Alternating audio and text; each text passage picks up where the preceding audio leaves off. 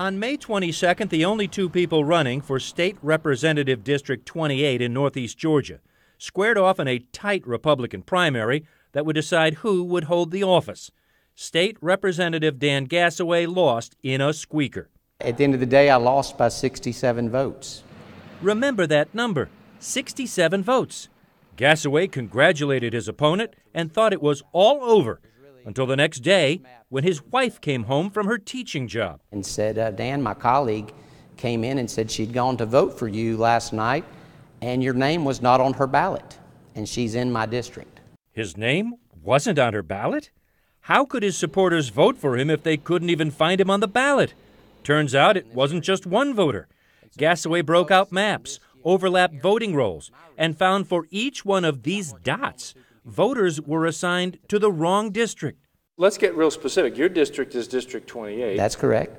And these people were voting for District 10. That's right. Well, I realized then we had a serious problem. I don't know how it happens, but it did. How many votes were affected? It's now up to 70, more than the number Gassaway lost by, meaning the wrong person may have won the election. He is suing. This election shouldn't really stand. Right. The county sent out a news release conceding that errors were made, and we owe the voters of Habersham County the assurance that their right to vote is not being compromised.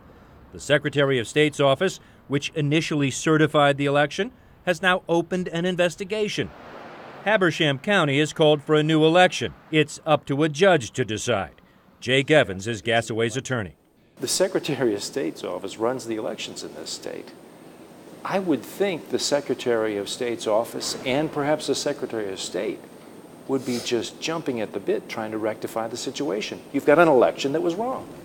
Yeah, that's a valid question. I wish I knew the answer to that question. I would direct that to the Attorney General's office or the Secretary of State's office.